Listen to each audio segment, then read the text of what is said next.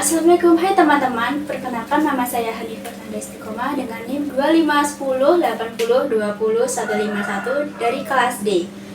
Di sini saya akan menjelaskan materi tentang himpunan dan bilangan. Langsung aja, let's go. Oke, jadi himpunan dan bilangan. Materi himpunan dan bilangan ya.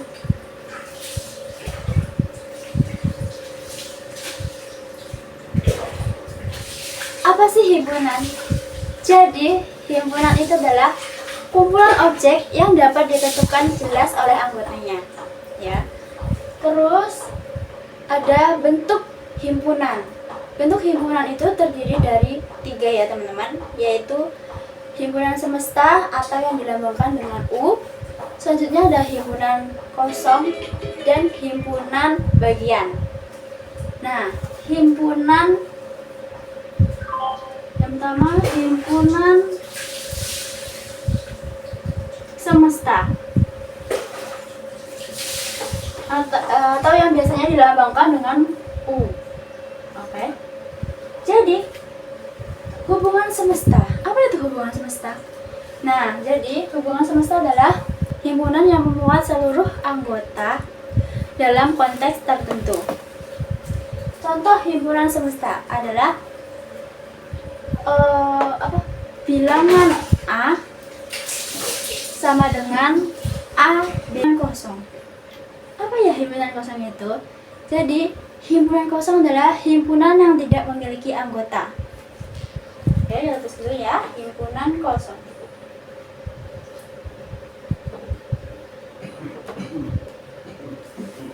Oke, contoh himpunan kosong adalah bilangan ganjil yang habis dibagi 2 dan menghasilkan bilangan negatif. Oke. Terus yang ketiga adalah himpunan bagian.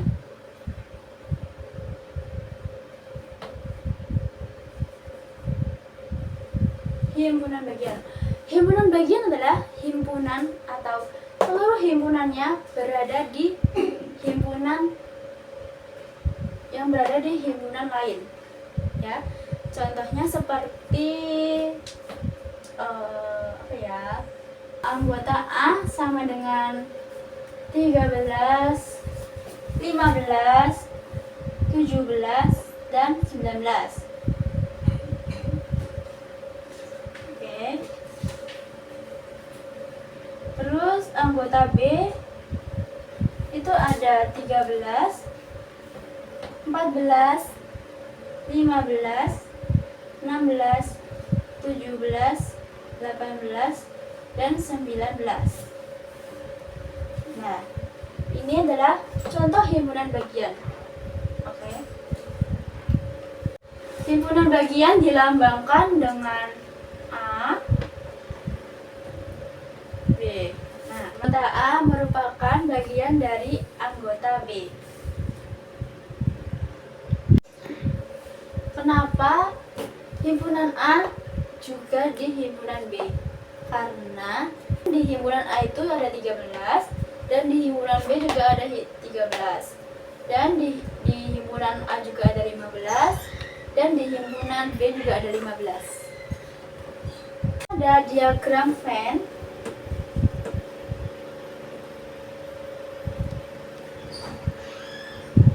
Nah, diagram Venn adalah suatu gambar yang menyatakan 2 himpunan atau dalam himpunan semesta. Oke, kita mulai dari diagram Venn. Yaitu contohnya ya. Dalam penelitian yang dilakukan oleh seorang siswa di kelas dengan memperoleh data sebanyak 20 orang sarapan bubur dan 6 orang yang sarapan dengan roti dan 3 orang yang sarapan dengan bubur dan roti, dan yang terakhir 5 orang yang tidak sarapan dengan keduanya. Oke, tentukan jumlah siswa yang ada di dalam kelas tersebut. Kita tulis saja langsung ya teman-teman. Akan membuat diagram Venn-nya yang identik dengan huruf S di sebelah kiri. Oke, kita buat dulu diagram Venn-nya. Nih ya, identik dengan di sebelah kiri, yaitu diagram Venn-nya. Oke. Terus kita buat diagramnya dulu. Oke. Angkanya yang tadi ya teman, yaitu 20 orang mengonsumsi atau sarapan dengan bubur. Terus 6 orang sarapan dengan roti. Setelah itu 3 sarapan dengan keduanya ya, bubur dan roti. Dan yang terakhir 5 orang yang tidak sarapan dengan bubur dan roti ya. Tidak sarapan gitu aja ya. Nah, kita akan masukkan angka-angka ini ke dalam diagram Venn. Oke, yang pertama itu adalah, dan di sebelah sini kita akan masukkan 20 orang sarapan dengan bubur ya, 20. Selanjutnya yang di bagian sini, di bagian tengah, kita akan masukkan yang sarapan dengan bubur dan roti. Terus yang di sini kita akan masukkan yang sarapan dengan roti. Dan yang terakhir di sini yang tidak sarapan dengan keduanya. Oke, seperti itu. Jadi, langkah-langkah yang pertama adalah kita harus menghitung dulu antara bubur yang antara sarapan dengan bubur, sarapan dengan roti, sarapan dengan keduanya, dan sarapan tidak keduanya. Jadi langkah pertama itu adalah kita menentukan, ya, kita tulis di sini 20 yang sarapan dengan bubur, ya. Tulis yang sarapan dengan bubur 20 dikurangin 3 sama dengan 17. Oke. Selanjutnya adalah yang sarapan dengan roti kita kurangkan dengan bubur dan roti. Sarapan, bubur, dan roti. Berarti 6 dikurangin 3 sama dengan 3. Oke, paham sampai sini? Selanjutnya, kita akan menjumlahkan hasil-hasil ini supaya bisa kita tahu berapa yang ada di dalam kelas tersebut siswanya ya. Langkahnya yaitu 5.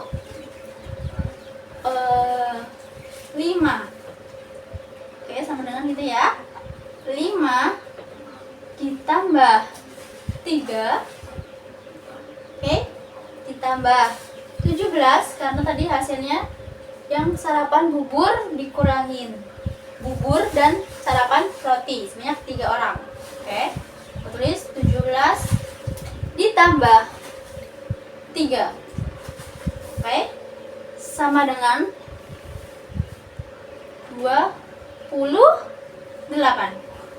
Oke, nah jadi banyak siswa yang berada di dalam kelas sebanyak 28 siswa. Oke, selanjutnya ada sistem bilangan.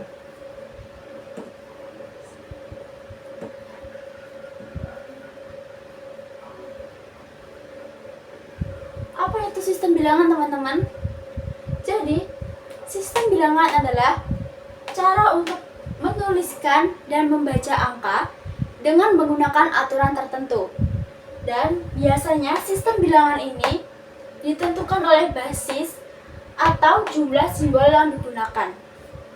Oke, selanjutnya ada macam-macam bilangan terdiri dari 7, yaitu yang pertama adalah nyata, yang kedua khayal, yang ketiga rasional, yang keempat irasional, yang kelima bulat, keenam pecahan, dan yang terakhir adalah komposit. Oke, selanjutnya ada macam-macam bilangan. Kita mulai dari yang pertama dulu atau yang dari awal. Itu ada bilangan nyata, teman-teman. Nah, bilangan nyata. Apa itu bilangan nyata? Bilangan nyata adalah bilangan yang terdiri dari rasional dan irasional. Contohnya seperti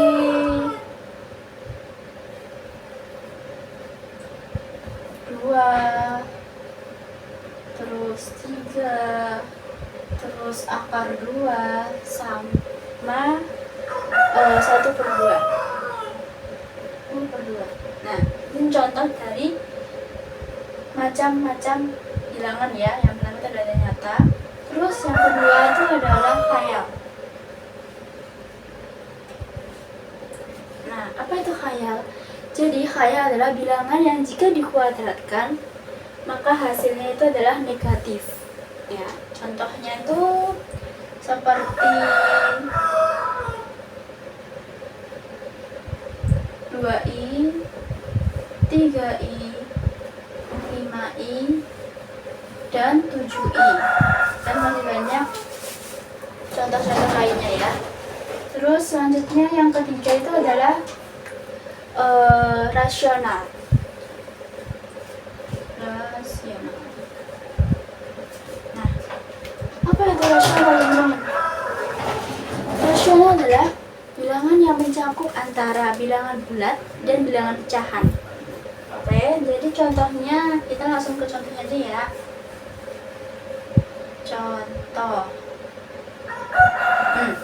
Contohnya jadi bilangan rasional itu kayak seperti mirip dengan bilangan pecahan ya teman-teman. Dan contohnya pun juga agak-agak mirip, atau kita contoh rasional. Jadi rasional, contoh rasional itu apa ya?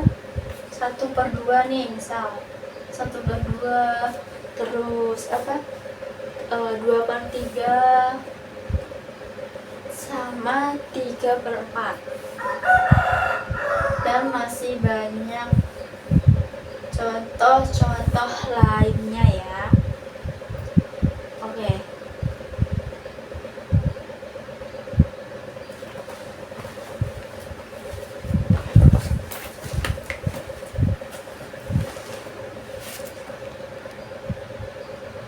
Selanjutnya yang keempat itu ada irasional. Apa itu irasional teman-teman? Jadi irasional adalah bilangan yang tidak dapat ditulis dalam bentuk pecahan. Contohnya seperti akar 2, terus akar 3 sama akar 5 ya. Ini contohnya ya. Tuh, oke. Terus yang nomor 5 ada ya. Nomor 5 adalah bulat. Apa itu bulat teman-teman? Jadi bilangan bulat adalah bilangan yang terdiri dari bilangan positif, bilangan negatif, dan bilangan 0. Oke. Contohnya misal -5, terus -4, -3, -2, -1, terus 0, 1, 2, 3, 4, dan 5. Ini contoh bilangan bulat ya teman-teman. Oke. Nah, dua lagi itu adalah bilangan pecahan dan bilangan komposit. Kita langsung aja ya. 6. Apa tadi? Pecahan ya. Pecahan. Nah, pecahan itu adalah bilangan yang menggambarkan bagian dari suatu keseluruhan dalam bentuk A/B. Oke. Jadi contohnya itu adalah 1/2, terus 2/3 sama 7/10. Oke. Terus yang terakhir nih, yang ketujuh. Yang ketujuh itu ada bilangan komposit. Oke, bilangan komposit. Nih, apa itu bilangan komposit? Jadi bilangan komposit ini adalah bilangan asli lebih dari satu yang dimiliki dari dua faktor atau dua pembagi ya. Contohnya itu seperti faktor 4. Faktor 4 nih. Nah, di faktor 4 itu ada apa aja? Kita tulis ya, 1, 2, terus sama 4. Nah, oke. Terus contoh lainnya, kita ambil faktor 8 deh. Nih ya, faktor 8. Faktor 8 adalah berapa teman-teman? Nih ya, 1, 2, 4, dan 8. Nah, itu teman-teman, itu dia dari ketujuh macam-macam bilangan ya. Yang pertama itu dari bilangan nyata, bilangan khayal, bilangan rasional, bilangan irasional, terus bilangan bulat, bilangan pecahan, dan terakhir itu bilangan komposit. Jadi itu teman-teman penjelasan dari himpunan dan bilangan ya teman-teman. Jadi kalau kalian masih kurang paham tentang materi himpunan dan bilangan, bisa komen aja di bawah ya. And see you, bye bye.